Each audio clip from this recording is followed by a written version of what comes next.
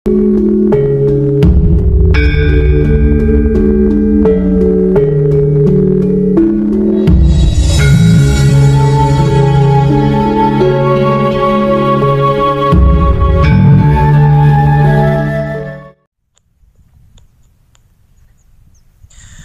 Web, sebenarnya Tuhan itu gimana sih Pak Web? Saya kok nggak mudeng-mudeng sih?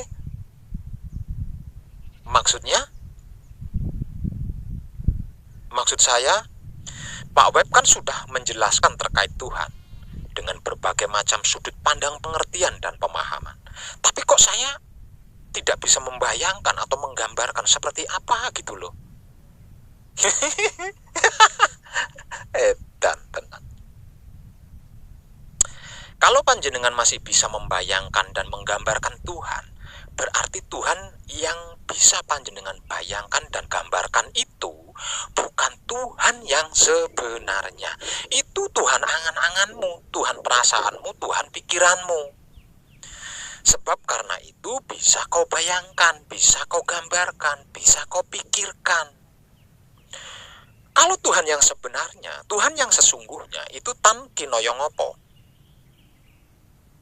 Maksudnya tidak bisa dipikirkan, dibayangkan, dikira-kira, digambarkan dan lain-lain. Karena dia melampaui semua dan segalanya. Tidak ada nama yang pantas untuk menamainya. Tidak ada sesuatu gambaran yang sama atau sesuai dengan dia. Panjenengan kira Allah, El, Elah, Eloah, Elohim, Theos, Yah, Yahweh, atau Allah, dan lain-lainnya itu layak dan pantas sebagai nama Tuhan.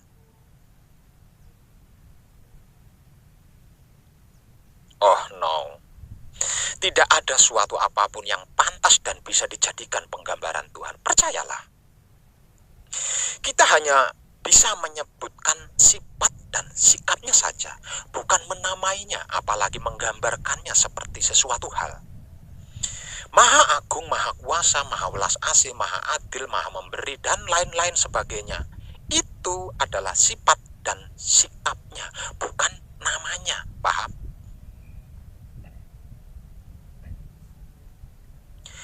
Kalau kita masih bisa menggambarkannya seperti sesuatu dan menamainya A, B, C, D, E, dan lain-lain, serta memikirkannya, berarti itu bukan Tuhan. Hanya sebatas kira-kira Tuhan itu seperti itu. Sebab karena Tuhan itu tan kinoyongopo, cedak tanpa senggolan, adoh tanpa wangenan. Maksudnya tidak bisa dikira-kira, dekat tidak bisa disentuh, jauh tidak bisa dibayangkan. Sebab itu, saya menyebutnya sebagai Kanjeng Romo Sejati Gusti Prabu Heru Cokrosemono. Karena saking rumit dan sulitnya disebut dan digambarkan. Kanjeng artinya terdepan atau terkemuka, maksudnya terutama. Romo artinya rasa manunggal, maksudnya menyatunya semua dan segala rasa.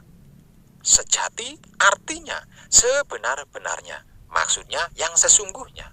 Gusti artinya guru sejati, maksudnya pembimbing atau penuntun yang sebenarnya atau yang sesungguhnya.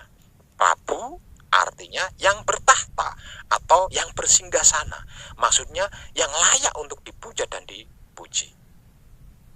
Heru artinya tirta prawitasari, maksudnya air hidup yang menghidupi seluruh kehidupan.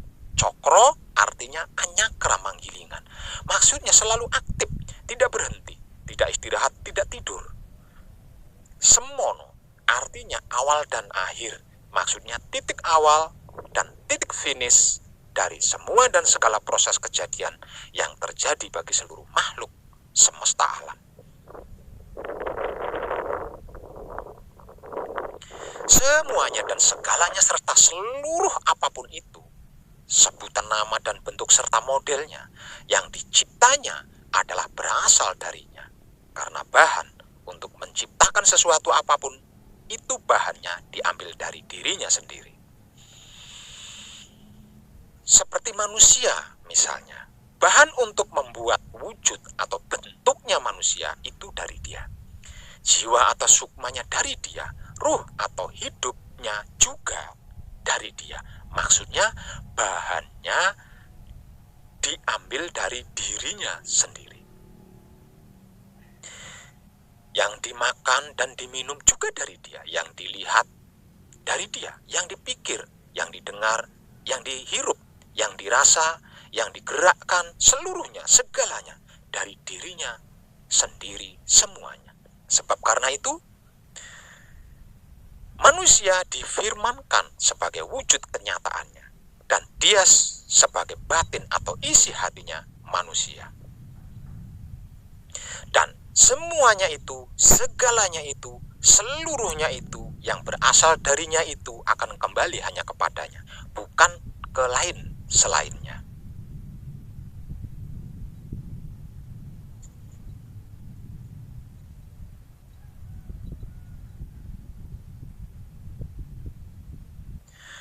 Pak Web, sebenarnya dari sekian banyak tata cara dan teknik laku yang sudah ada, yang paling sulit dilakukan oleh setiap pembelajar itu apa dan yang bagaimana ya Pak?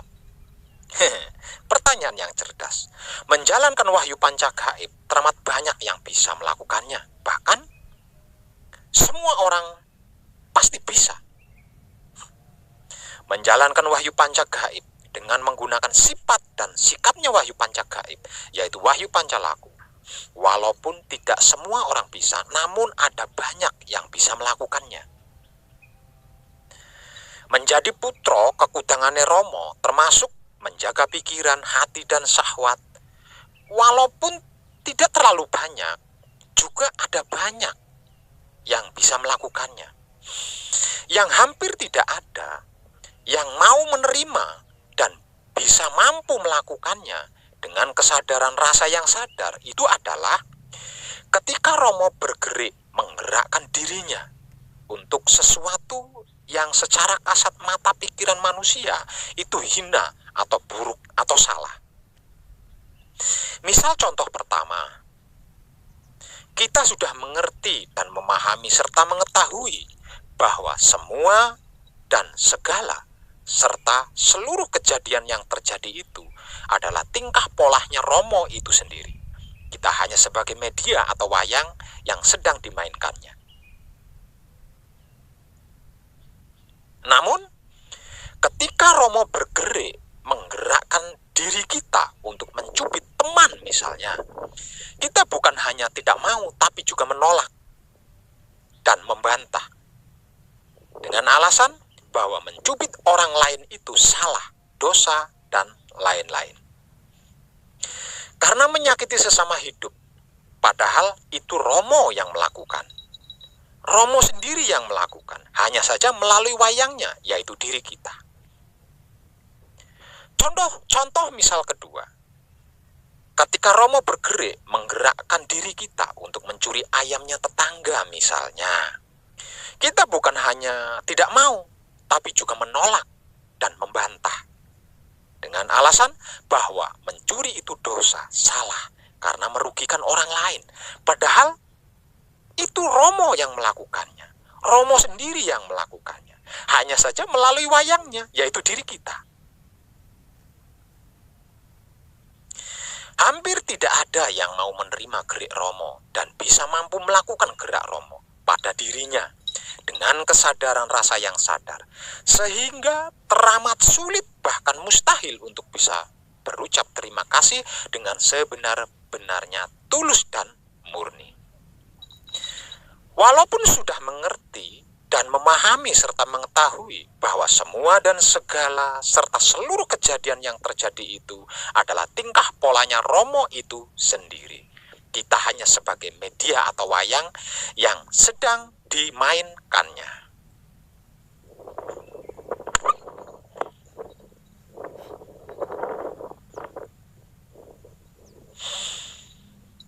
Itu loh yang sulit. Dan hanya orang-orang yang benar-benar terrahmati atau teranugerahi atau tercerahkan saja yang bisa. Dan itu jumlahnya hanya hitungan jari tangan saja.